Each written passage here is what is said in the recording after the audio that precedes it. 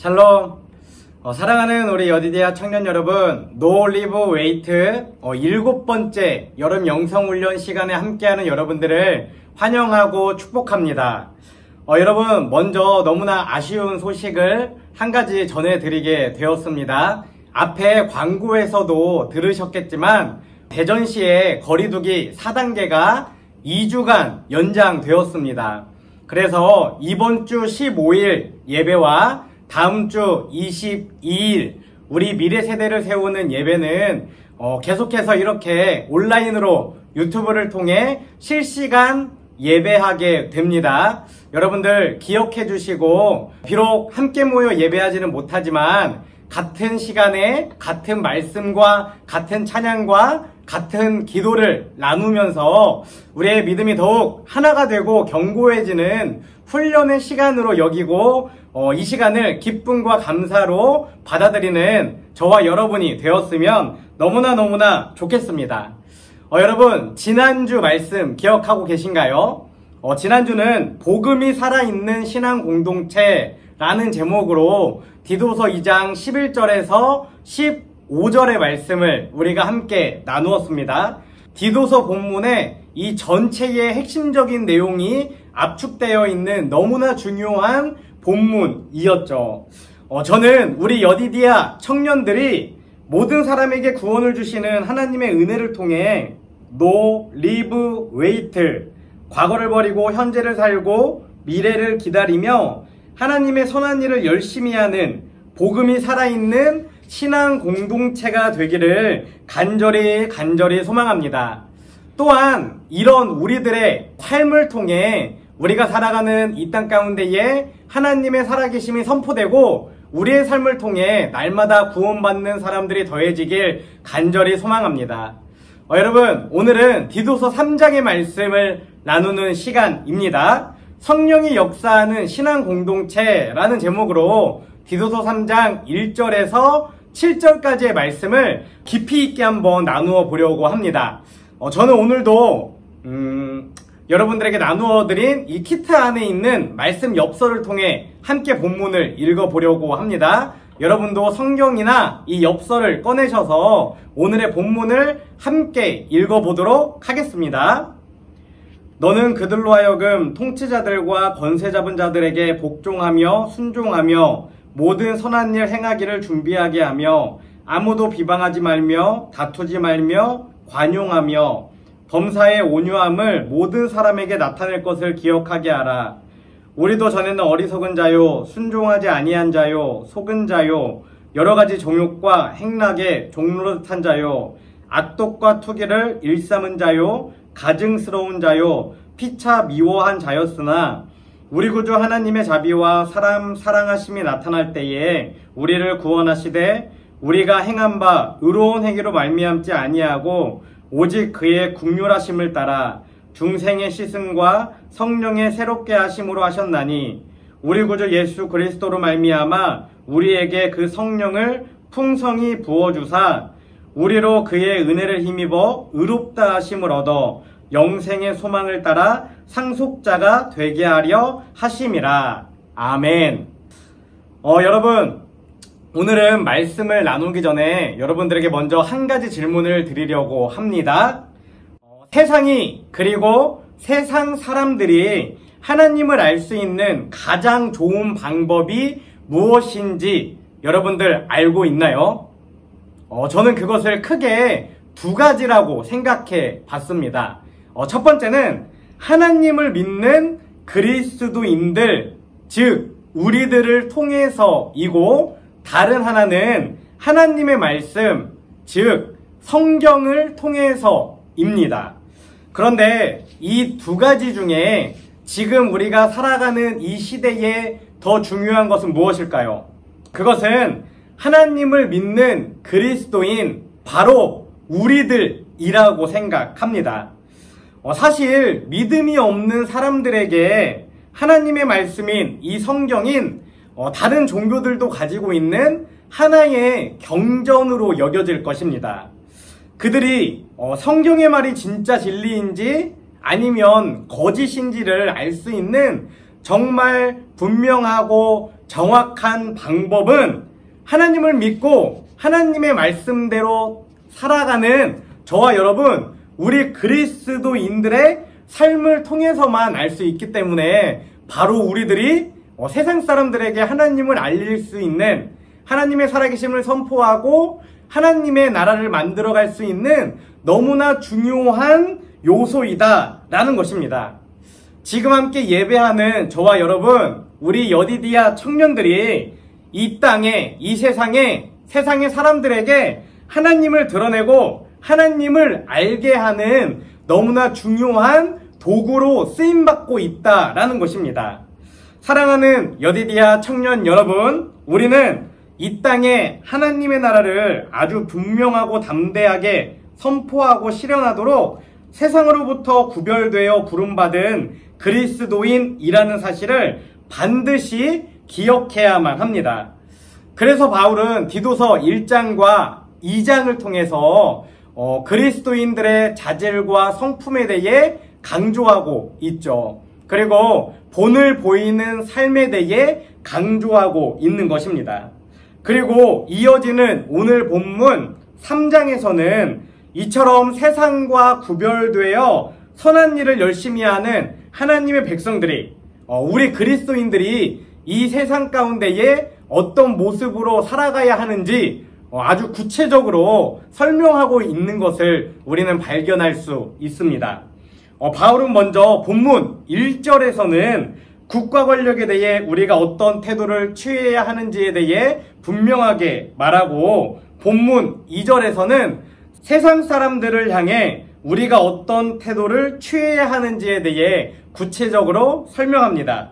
그리고 이어지는 3절부터 7절까지의 말씀에는 우리가 왜 그런 인생을 살아야 하는지, 그리고 어떻게 그런 인생을 살 수 있는지, 그 분명한 근거가 무엇인지에 대해 제시해주고 있는 것을 볼 수 있습니다. 오늘 디도서 3장 1절에 7절 말씀은 너무나 이해하기 조금 어려운 내용도 있지만 이 땅을 살아가는 그리스도인들에게는 분명히 알아야 하고 꼭 필요한 내용들이 들어 있습니다. 여러분들 내용을 하나하나 제가 설명해 드릴 때에 깊이 있게 이해해 보시고, 혹시 말씀이 끝났는데도 이해가 잘 되지 않는 분들이 있다면 말씀을 여러 번 돌려가면서 오늘 본문이 무엇을 이야기하고 있는지 고민해 보고 잘 이해하는 저와 여러분, 우리 여디디아 청년들이 되었으면 좋겠습니다. 먼저 본문 1절 말씀을 통해 국가 권력에 대해 우리가 어떻게 대해야 하는지 함께 알아보도록 하겠습니다. 1절 말씀을 제가 읽어드리겠습니다. 너는 그들로 하여금 통치자들과 권세 잡은 자들에게 복종하며 순종하며 모든 선한 일 행하기를 준비하게 하며. 아멘. 여러분들, 그리스도인들은 국가 권력을 향해 어떻게 대하라라고 이렇게 기록하고 있습니까? 복종하며 순종하며 모든 선한 일 행하기를 준비하게 해야 한다라고 말하고 있습니다. 어떻게 보면 복종하는 것과 순종하는 것이 크게 다르지 않은 것처럼 느껴집니다. 하지만 두 번씩이나 거듭해서 복종과 순종을 거듭 강조하고 있는 것을 보면 당시 그레데에 살고 있는 그리스도인들에게는 통치자들과 권세 잡은 자들에게 복종하는 것이 그리스도인과 세상 사람들을 구분하는 너무나 중요한 특징이 되고 있다는 것을 우리는 알 수 있습니다.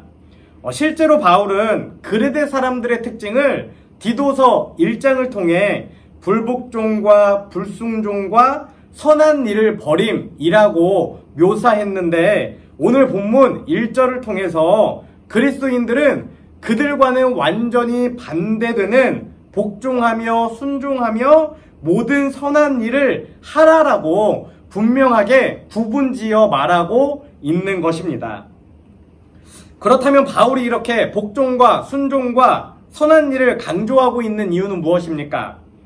그 당시에는 그리스도를 왕으로 고백하는 이 그리스도인들, 성도들 중에서 황제가 다스리는 나라에는 복종하지 않아도 된다라고 여기는 사람들이, 그렇게 주장하는 사람들이 실제로 있었기 때문입니다. 또한 기본적으로 그리스도인들이 국가 권력에 대해 어떻게 대해야 하는지 잘 모르는 사람들이 너무나 많이 있었기 때문에 바울은 이 부분에 대해서 분명하게 말하고 있는 것이죠. 그런데 바울은 이런 그리스도인들을 향해 복종하고 순종하라라고 분명하게 말합니다. 이것은 아내가 믿지 않는 남편에게도 순종해야 하고 또 종들은 상전에게 기쁘게 하라고 권면했던 것과 비슷한 맥락 가운데에 있는 것을 여러분들도 이해하실 수 있을 것입니다. 그러나 여기서 우리가 꼭 기억해야 하는 것이 있습니다. 우리는 국가 권력에 대해 충성스럽게 복종해야 하지만 그것이 절대적인 복종은 될 수 없다라는 사실입니다. 무엇 때문이죠? 만약에 국가의 명령과 하나님의 뜻이 대치된다면 우리는 하나님의 백성이기 때문에 하나님의 뜻을 따라야 하기 때문입니다. 하나님의 말씀에 순종해야 하기 때문이죠.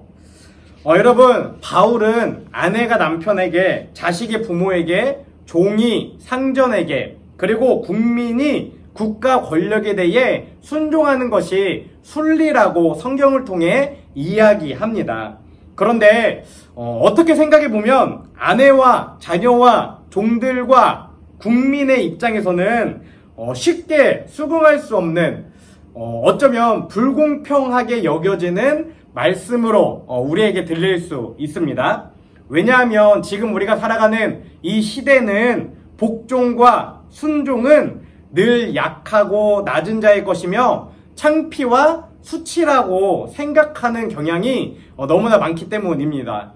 아마 함께 예배하는 여러분들 가운데에서도 이렇게 생각하는 청년들이 여러 명 있을 걸로 생각합니다.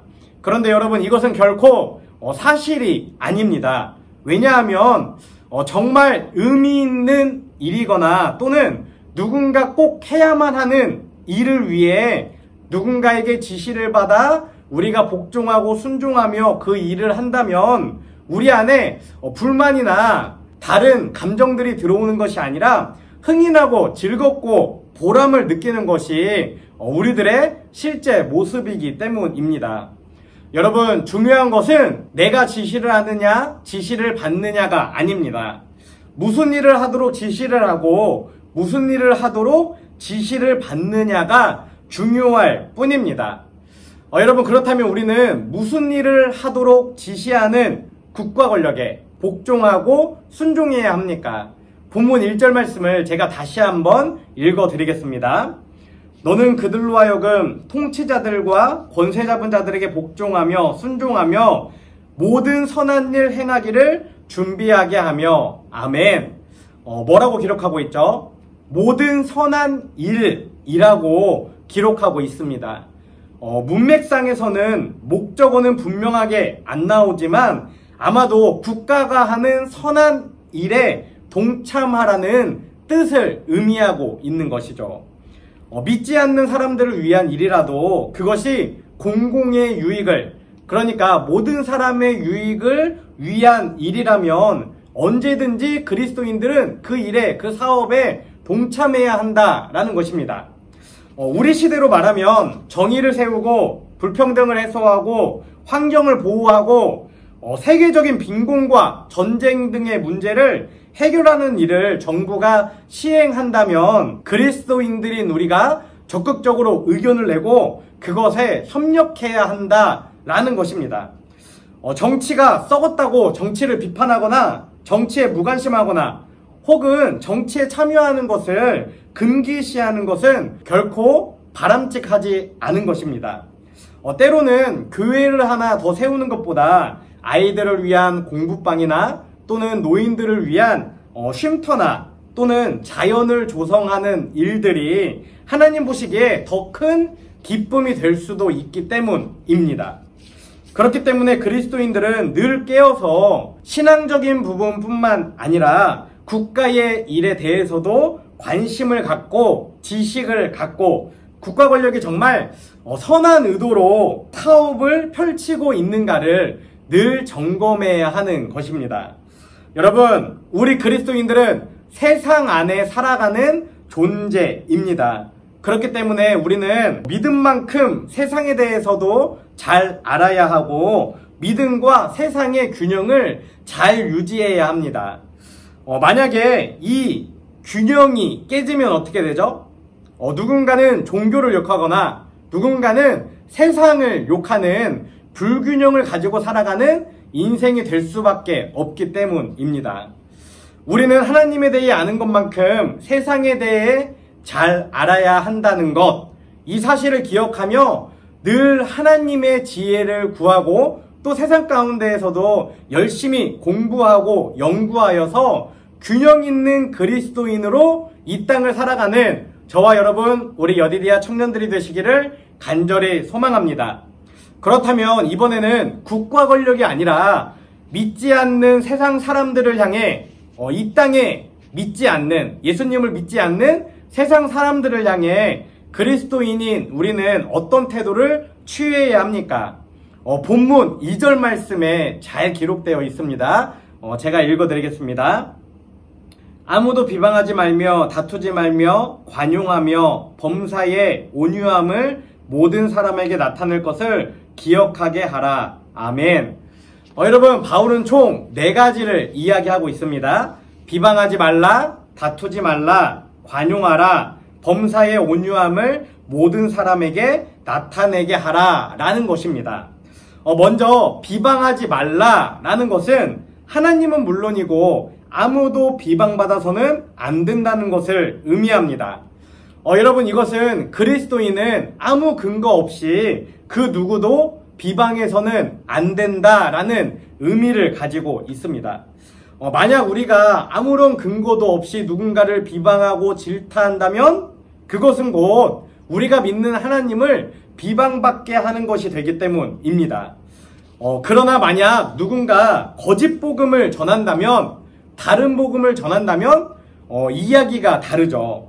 앞에서 바울이 했던 것처럼 우리는 거짓 복음을 전하는 자들을 찾아가서 당당하게 그들의 잘못을 비방하고 그들의 입을 막아야 합니다. 하지만 이것은 충분히 말씀으로 훈련되고 본을 보이는 사람이 해야만 한다는 것을 기억하시면 좋을 것 같습니다. 그리고 두 번째로 다투지 말라라고 기록하고 있습니다. 이것은 평화를 추구하라 라는 의미입니다.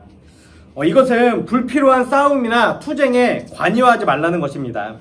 특별히 그리스도인인 우리는 우리 자신의 이익을 위하여 지나치게 논쟁을 벌이거나 다툼을 벌이는 일은 해서는 안 된다라는 것입니다.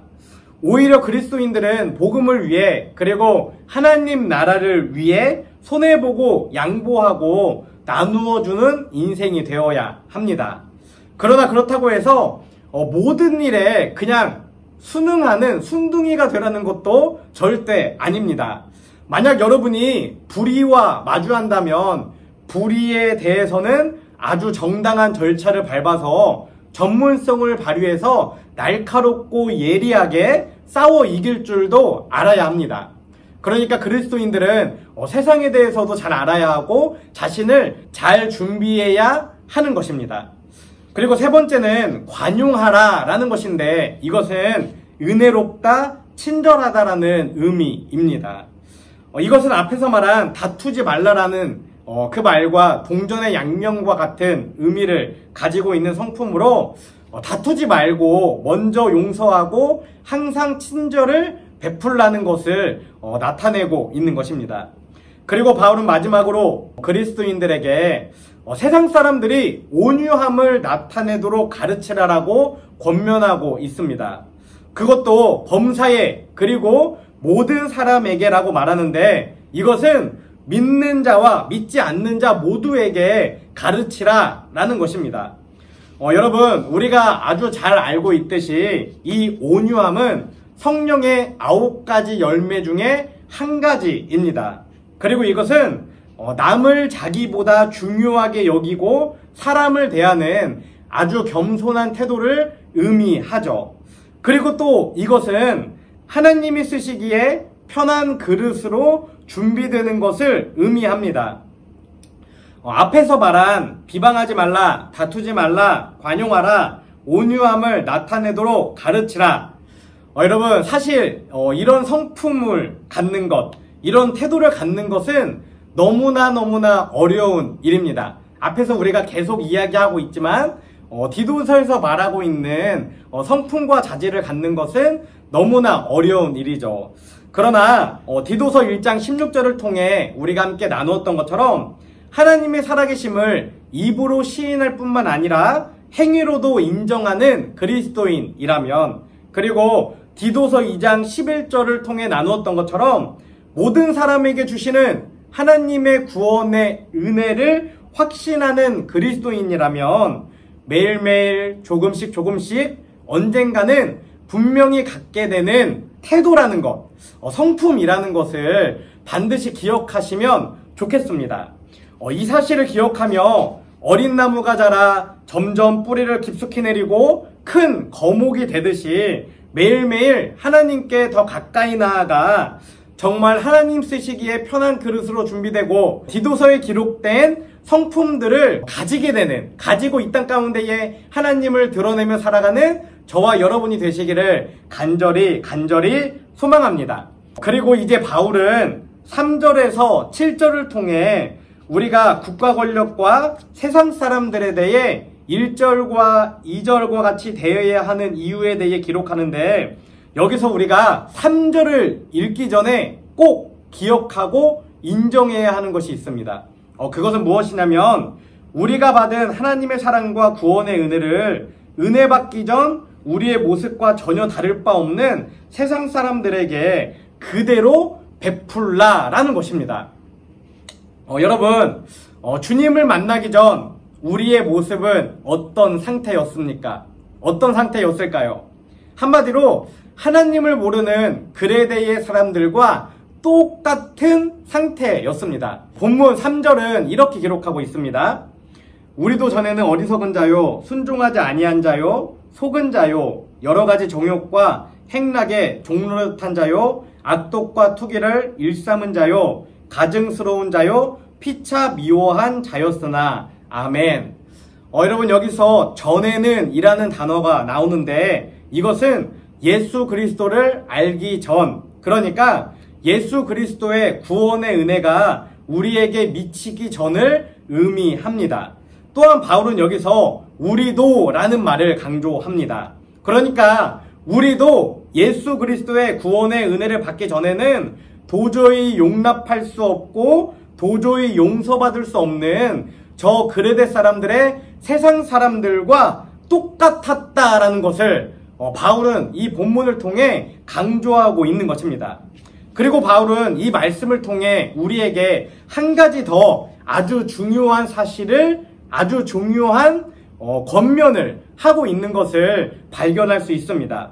그러니까 그레데 사람들 스스로는 그들의 힘으로, 그들의 능력으로는 죄의 종로를 타는 데서 이겨낼 수 없고 해방될 수 없는 상태이기 때문에 먼저 하나님의 은혜로 구원받은 그리스도인들이 그레데의 사람들에게 복음을 전하고 그들을 돌이키는 일을 당연히 여기며 그 일에 최선을 다해야 한다라는 것입니다.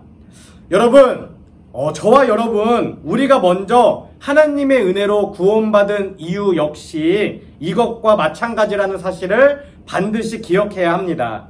우리도 우리 주변에 세상 사람들에게 복음을 전하고 그들을 돌이키는 일에 최선을 다하도록 하기 위해 먼저 구원받은 그리스도인이 되었다라는 것입니다. 그렇기 때문에 바울은 이어지는 4절부터 구원에 대해 다시 한번 설명하며 강조하는 것을 볼 수 있습니다. 본문 4절과 5절의 상반절 말씀을 제가 읽어 드리겠습니다. 우리 구주 하나님의 자비와 사람 사랑하심이 나타날 때에 우리를 구원하시되. 아멘. 바울은 본문을 통해 분명히 구원은 하나님이 하셨다라고 말하고 있습니다. 그리고 구원하시는 하나님을 구주라고 분명하게 부릅니다. 여러분, 이것이 바로 디도서의 특징입니다. 하나님도 구주시고 예수님도 구주시라는 것, 즉 하나님과 예수님이 한 분이라는 것을 강조하고 있는 것입니다. 또한 여기서 나타나다 라는 것은 지난주에 우리가 함께 나누었던 것처럼 예수 그리스도 안에서 나타난 구속의 은혜를 의미합니다. 그러니까 창세 전부터 우리에게 주어진 하나님의 구원의 은혜가 이제는 우리 구주 예수 그리스도를 통해 실제로 우리에게 보이게 되었다라는 것을 말하고 있는 것이죠. 그렇다면 조금 더 구체적으로 하나님이 우리를 구원하시는 방법은 무엇입니까? 하나님이 어떤 방법으로 우리를 모든 불법에서 속량하시고 깨끗하게 하시느냐 하는 것입니다. 본문 5절 말씀 제가 읽어드리겠습니다.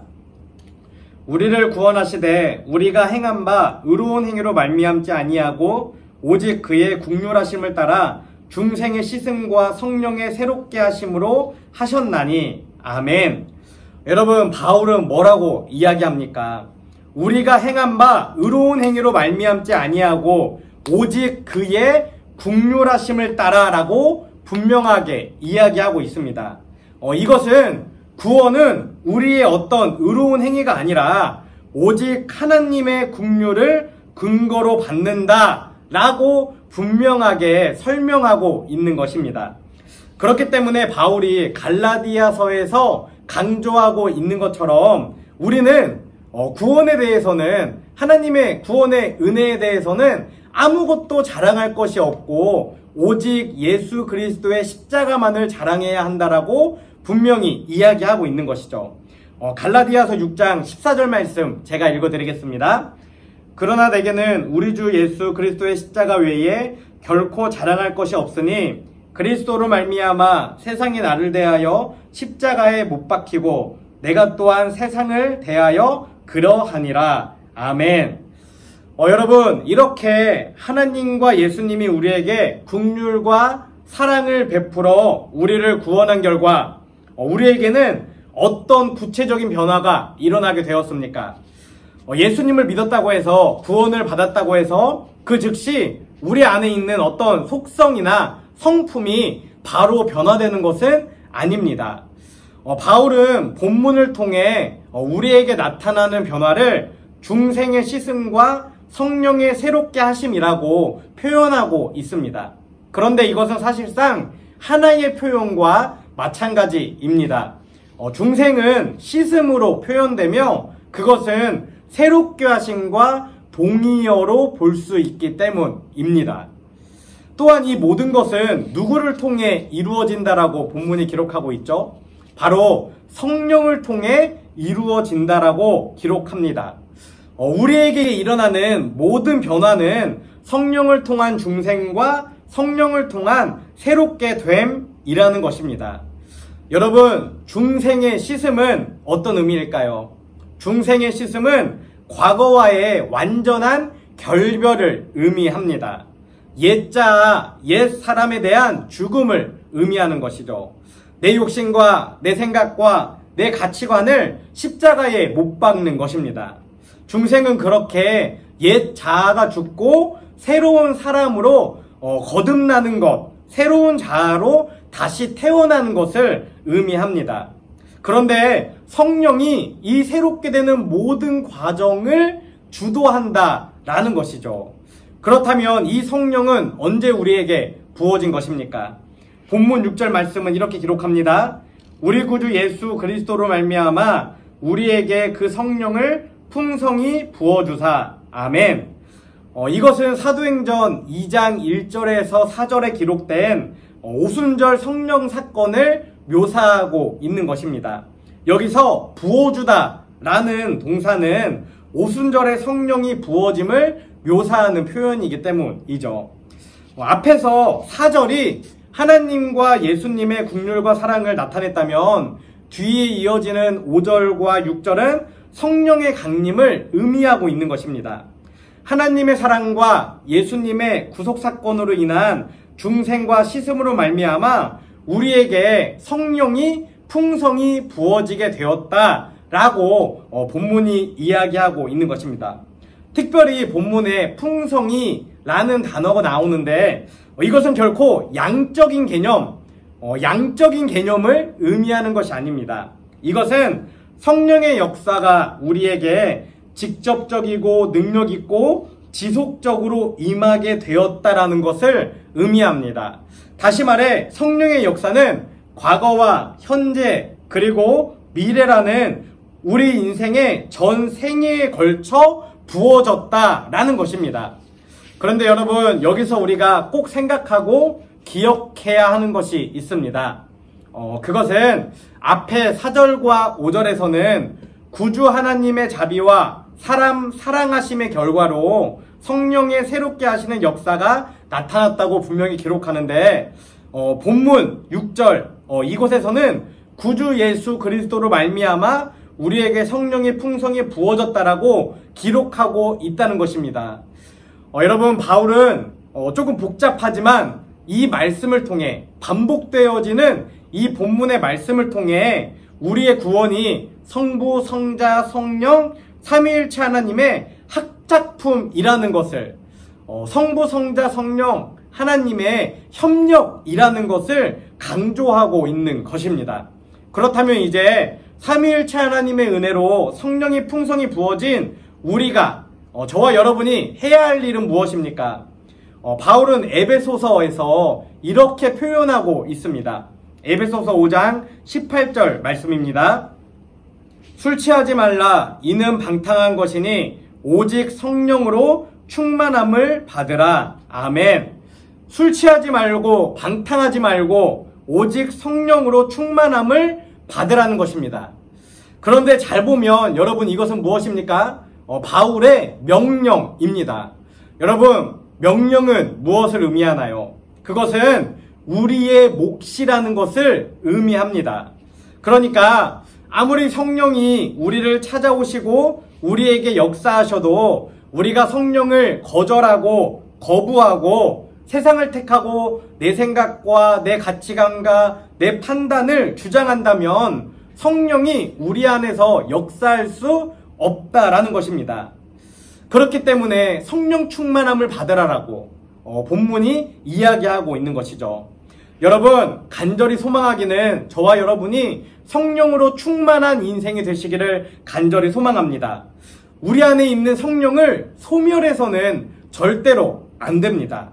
성령이 우리 안에서 마음껏 역사할 수 있도록 우리는 매일매일 더 신중해야 하고 더 의로워야 하고 더 경건해야만 합니다. 항상 신중함과 의로움과 경건함으로 성령 충만함을 받아서 성령이 마음껏 역사하는 그리스도인, 저와 여러분, 우리 여디디아 신앙 공동체가 되시기를 간절히 소망합니다. 그리고 오늘의 본문 마지막 7절에서는 우리에게 풍성이 부어진 성령의 결과가 무엇인지에 대해 분명하게 기록합니다. 마지막 7절 말씀 우리가 한 목소리로 함께 읽기 원합니다. 우리로 그의 은혜를 힘입어 의롭다 하심을 얻어 영생의 소망을 따라 상속자가 되게 하려 하심이라. 아멘. 여러분, 먼저 바울은 우리로 그의 은혜를 힘입어 의롭다 하심을 얻어라고 말하고 있습니다. 그런데 이것은 앞에 5절에서 말한 오직 그의 국률하심을 따라 중생의 시승과 성령의 새롭게 하심으로 하셨나니, 이 구절과 같은 맥락에서 사용하고 있는 것입니다. 그러니까 결국에 구원의 은혜는 우리가 행하는 어떤 의로운 행위의 결과가 아니라 오직 하나님이 주시는 결과라는 것을, 오직 하나님이 주시는 은혜의 선물이라는 것을 계속해서 강조하고 있는 것입니다. 여러분, 우리가 꼭 기억하고 마음에 새겨야 하는 하나님의 의에 대한 너무나 중요한 말씀이 있습니다. 로마서 3장 22절 말씀입니다. 제가 읽어드리겠습니다.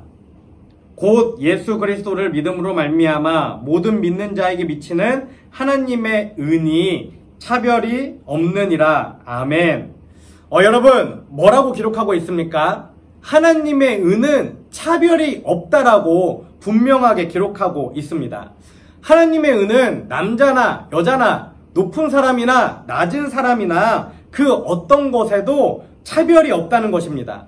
그렇기 때문에 디도서 2장 11절, 지난주일 우리가 말씀에서 나누었던 것처럼 모든 사람에게 구원을 주시는 하나님의 은혜가 나타났다라고 분명히 말하고 있는 것이죠. 또한 이것은 우리도 누군가를 향해 함부로 차별하거나 판단하거나 그를 정죄해서는 안 되는 이유가 되기도 합니다.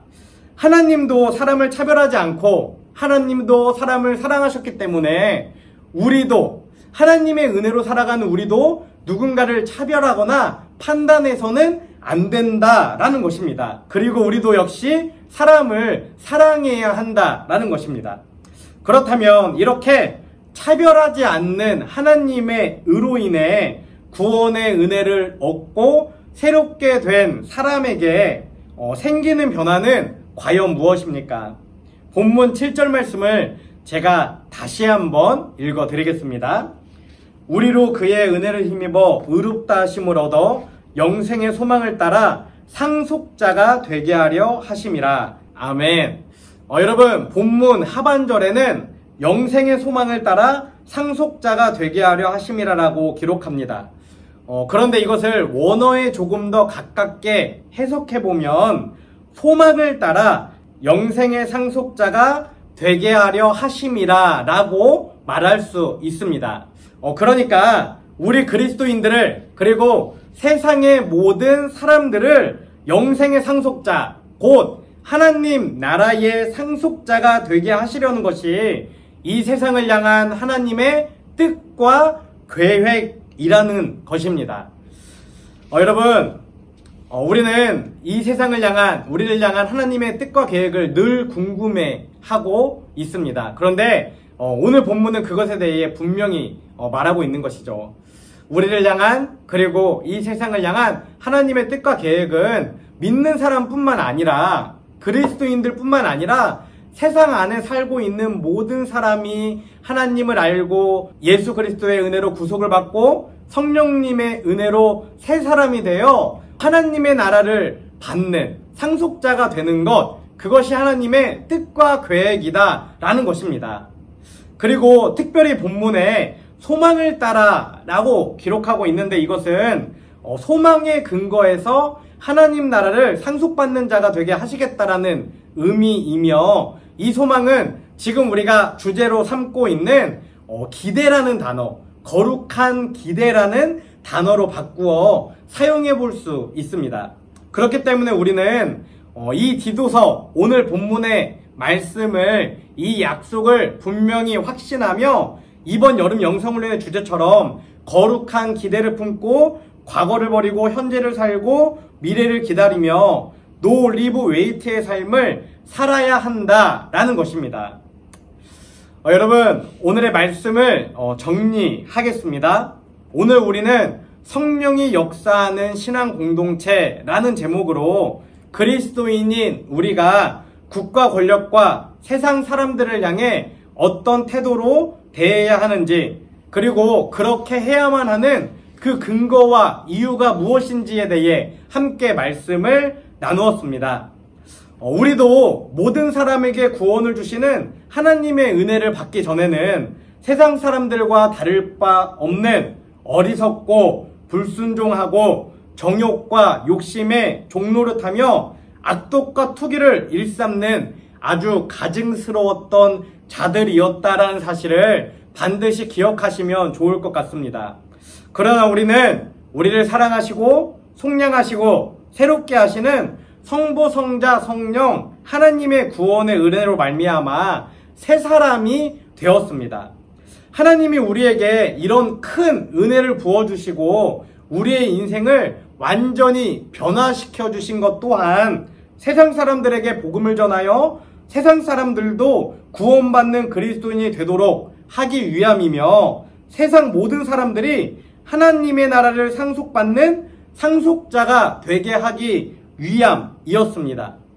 여러분, 오늘의 말씀을 잘 기억하며 나는 지금 이 세상에서 어떤 그리스도인으로 살아가고 있는지, 또 어떤 그리스도인으로 살아가야 하는지 결단해보는 여러분이 되시기를 간절히 소망합니다. 또한 우리 여디디아 신앙 공동체가 이 땅 가운데에, 이 세상 가운데에 어떤 신앙 공동체가 되어야 하는지 고민하고 결단하며 우리 공동체가 그런 공동체로 변화되는 일에 먼저 쓰임받기를 결단하는, 그 쓰임에 동참하는, 매일매일 우리 공동체가 그렇게 변화되는 일에 헌신하는, 먼저 나서는 저와 여러분 한 사람 한 사람이 되시기를 간절히 소망합니다.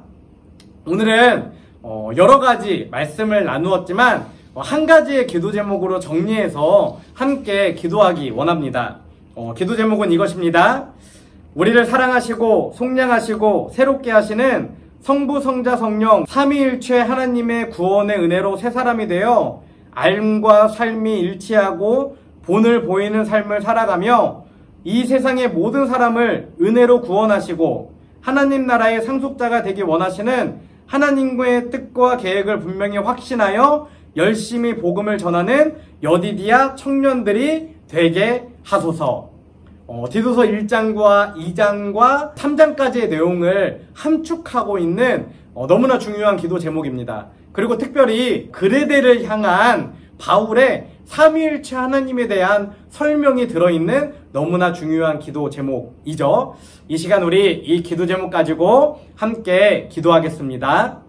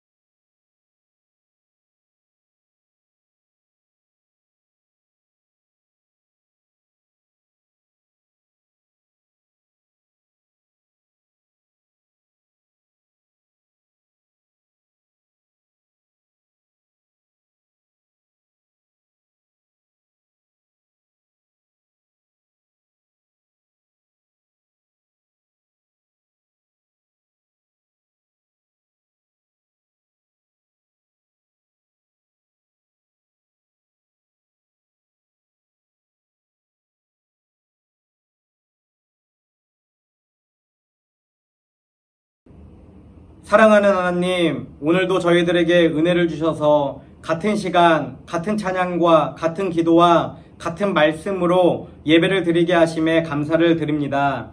하나님, 오늘은 성령이 역사하는 신앙 공동체라는 제목으로 우리가 함께 디도서 3장의 말씀을 나누었습니다. 그리스도인인 우리가 국가 권력과 세상 사람들을 향해 어떤 태도를 취해야 하는지, 그리고 그 근거와 이유가 무엇인지에 대해 함께 말씀을 나누었는데, 이 말씀을 분명히 기억하며 말씀을 삶 가운데에 살아내는 우리 여디디아 청년들이 될 수 있도록 아버지 함께하여 주시옵소서. 주님, 특별히 오늘 말씀 가운데에 우리를 사랑하시고 속량하시고 새롭게 하시는 성부, 성자, 성령 삼위일체 하나님의 구원의 은혜에 대해 함께 나누었습니다. 주님, 우리를 끝까지 사랑하시는 하나님의 은혜를 기억하게 하시고, 또한 그 하나님의 뜻과 계획이 우리뿐만 아니라 이 세상 가운데 있는 모든 사람이 하나님을 만나고 구원받고 하나님 나라의 상속자가 되는 것임을 기억하며 이 땅 가운데에 열심히 복음을 전하는 인생으로 변화되는 우리 여디디아 한 사람 한 사람의 청년들이 될 수 있도록 아버지 함께하여 주시옵소서. 이 말씀을 우리의 심령 가운데 새기며 이 땅 가운데에 살아갈 때에 정말 우리를 통하여 이 땅에 하나님의 살아계심이 선포되게 하시고 이 땅이 하나님의 나라로 변화되게 하시고 우리의 삶과 암과 본을 보이는 그 태도를 통하여 날마다 구원받는 사람들이 더해지는 역사 가운데 쓰임받는 귀한 우리 여디디아 청년들이 될 수 있도록 하나님의 기쁨이 될 수 있도록 아버지 함께하여 주시옵소서. 이제는 우리를 위해 이 땅에 오신 예수 그리스도의 은혜와 독생자를 보내주신 하나님 아버지의 크신 사랑과 날마다 우리를 보호 인도 승리케 하시는 성령님의 내주 교통하심이 이 시간 우리를 사랑하시고 속량하시고 새롭게 하시는 성부 성자 성령 삼위일체 하나님의 구원의 은혜로 말미암아 새 사람이 되어 하나님의 뜻과 계획을 알고 이 세상의 모든 사람에게 복음을 열심히 전하는 인생이 되기를 결단하는 하나님의 사랑을 입은 자 여디디아 청년들 위에 지금부터 영원까지 함께 하옵시기를 간절히 축원하옵나이다. 아멘.